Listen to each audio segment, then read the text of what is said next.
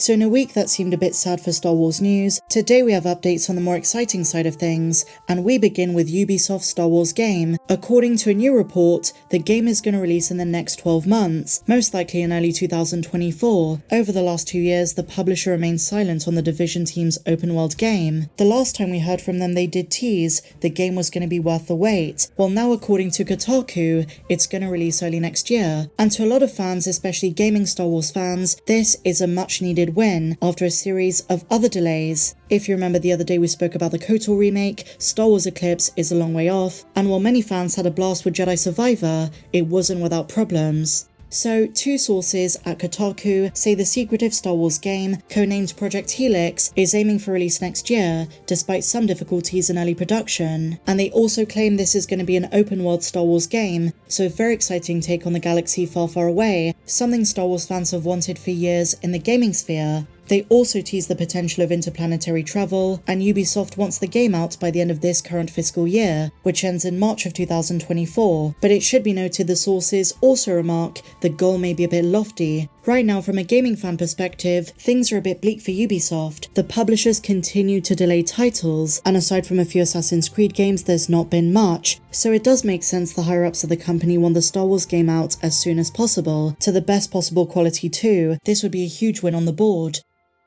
In other Star Wars news, and something that brings a huge smile to my face, Ming-Na Fennec herself, an absolute gem of a person, is going to be honoured with a star on the Hollywood Walk of Fame on May 30th. Carrie Fisher posthumously got hers on May the 4th, and now Fennec actress Ming-Na is getting hers. This is long overdue. She's been in so many awesome things. My dear friends, we're talking about Mulan, Agents of S.H.I.E.L.D., Nashville, Adventure Time, Guardians of the Galaxy, Marvel Rising, Secret Warriors, The Mandalorian, The Bad Batch, Book of Boba Fett, Young Sheldon, Boston Legal, 2.5 Men, Street Fighter, Hong Kong 97, 12 Bucks, the list goes on and on. As I say, long overdue, and as Fennec Shand, she's been an absolute badass, one of my favourite characters of the Mandoverse.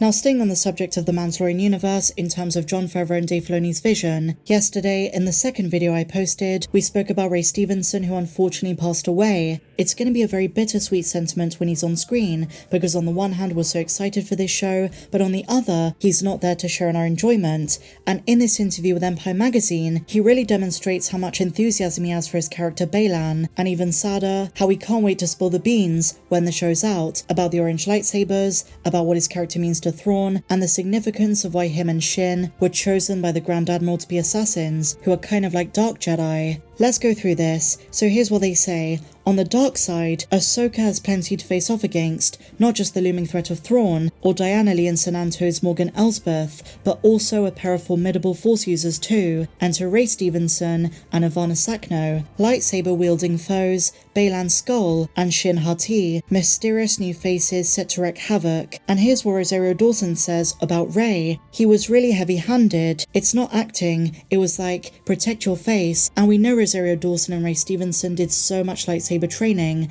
That was intense, so much so, they put their physical well-being at risk. And they were trained by an absolute badass called Ming, who by the way was also the Jedi at the start of the Kenobi show in the Order 66 flashback. So we work with this amazing stunt coordinator, Ming, who is a Jedi. Literally. She was taken into a temple at 9 years old, and from 9 to 19 only saw her family once a year. Wow. So she was basically a youngling and then trained in martial arts for 10 full years, and that's who's training us. I will take freeze frames and clips from the shows and show her and be like, Ahsoka can do this. Can you train me to do this?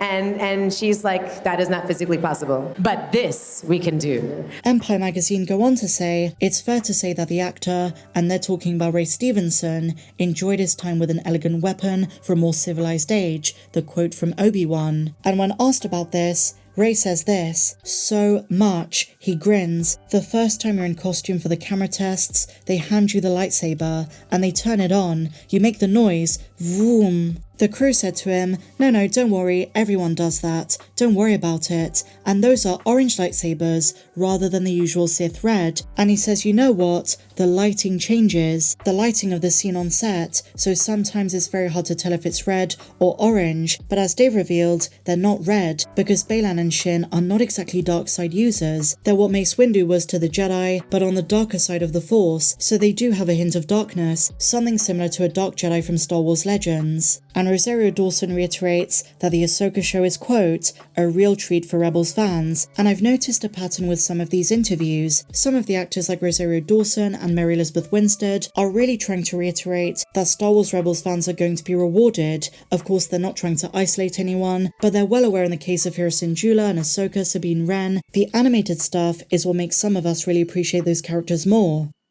In other Star Wars news, Katee Sackhoff, Bo-Katan herself, has spoken on the subject of the Mythosaur. Why didn't we see more of it in Season 3? Some of the early rumours and leaks did say that she was gonna ride it by the end. Now we don't know if that was changed last minute, if that was filmed, if they changed it in reshoots. We don't know how much of that was true. In any case, in Chapter 18, Bo-Katan saw it, came face to face with it, and at the end, Grogu, after getting his new name and being the official son of Din, looked down into the waters and Force connected with it. The Mythosaur opened its eyes, it woke up. Now I think this is predicting a future where Grogu is the one that's going to ride it, and Katee implies we've not seen the last of it. Is it going to feature into Season 4? Well, she kind of thinks this creature is something that Bo-Katan can use. She is still the ruler of Mandalore, she doesn't have the Darksaber anymore because it was destroyed, but the Mythosaur is something that could still matter a great deal going forward. So this is what she said. Oh yeah, and Mythosaurs. Teasing that she might ride it, she says, I can never run from exercise anymore, which sucks. Now I just have that f***ing Peloton. Obviously just being tongue-in-cheek, sarcastic, but it is interesting to note, it almost sounds as though she knew at some point she was going to ride it in the season. To be honest, I don't even think she knows what's in store for the future of the show. I don't think anyone does at this stage, apart from Jon and Dave. Jon's finished writing it, and they're gonna start filming in October of this year. Now just before I go, my dear friends, a lot of you really enjoyed the Heir to the Empire reading I did the other day, so let's read some more together. No more jibber jabber, let's dive straight into this. Thrawn lands on Wayland. Shall we go? Shy, aren't they? Understandably. I seek the guardian of the mountain. Who will take me to him? An arrow fires. Hold. You have the location? Rook says, yes. Good, responds Thrawn. One of your people just shot at us. Observe the consequences.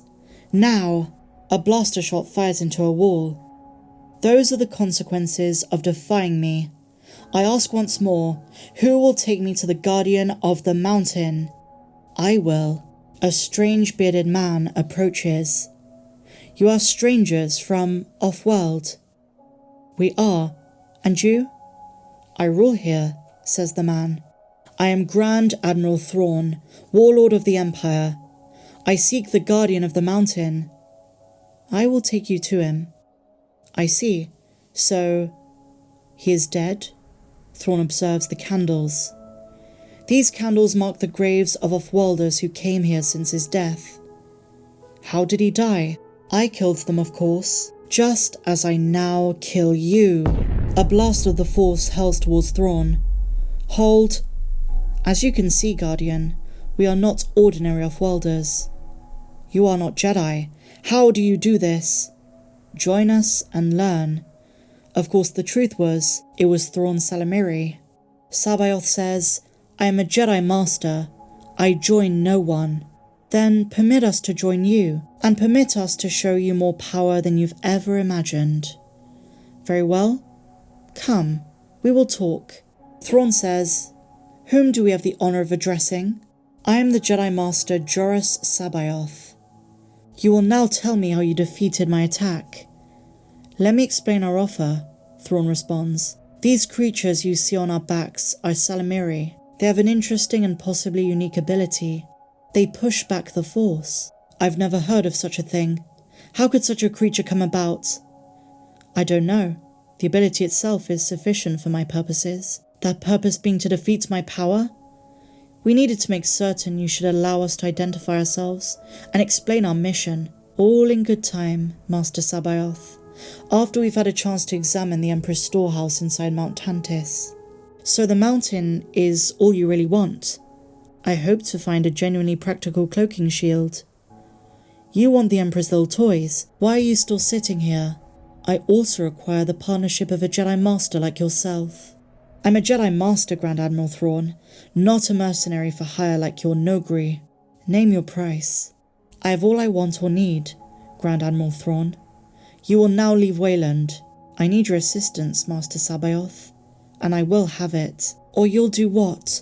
You have your Nogri try to kill me? It would almost be amusing to watch. Perhaps I'll seek challenge in your destruction. That would hardly be a challenge for a man of your skill, but you probably have other Jedi under your command. Other Jedi? There are no Jedi left. The Emperor and Lord Vader destroyed them all. Not all. 2 new Jedi have arisen.